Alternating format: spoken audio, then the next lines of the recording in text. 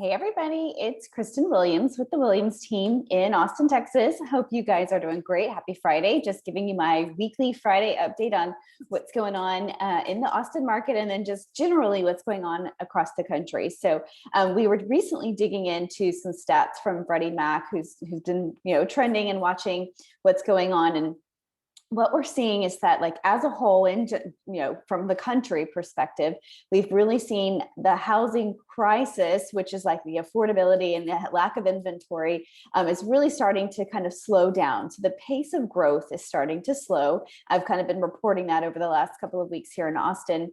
And so what they're trending and what they're predicting on a national scale is that we've seen homes in at least the Austin area have appreciated somewhere between 25 to 35%, depending on what part of town you live in.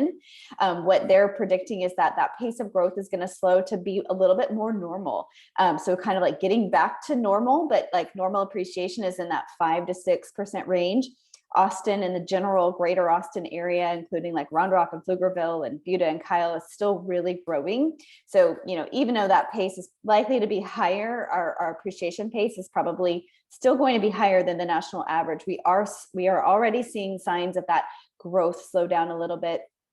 We're seeing mortgage applications are fewer. We're seeing fewer, and like from a just nuance of like being hyper local, what we're seeing fewer houses are going under contract in a very short period of time, meaning like homes coming on the market and going under contract in 7 days or less are falling. So we earlier in the spring, we were at like 80 to 95 to almost 100% of the new listings hitting the market were going under contract. This week, if I'm trending and looked at last week's listings and what went under contract, we had about 63% of the listings that went on the market last weekend went under contract. So that number is changing. We're seeing fewer homes get multiple offers. We're seeing buyers be really particular and really picky and pass on houses. It's not that there's a lot of inventory for buyers to choose between, because we still are a record low inventory. So if a buyer thinks, well, there's a lot of inventory, I'll just pick another house, that's not really the case. It's just that buyers are a little bit exhausted and have kind of tapped out at where they can really pay above asking price on houses. So we're seeing that number slip. We're seeing the above asking price closings ratio right around like 105 to 107, so 5 to 7% of list price if a home went under contract in 7 days or less, whereas earlier in the spring, it was like 113 was our trend. So we are seeing the trend.